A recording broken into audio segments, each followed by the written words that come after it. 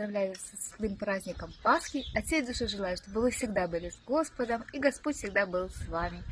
Чтобы светлый праздник Воскресения Христова привез в ваш дом мир, мирное небо, доброту, спокойствие, всех вас благ и Божье благословение во всех добрых делах и начинаниях. Христос воскресе!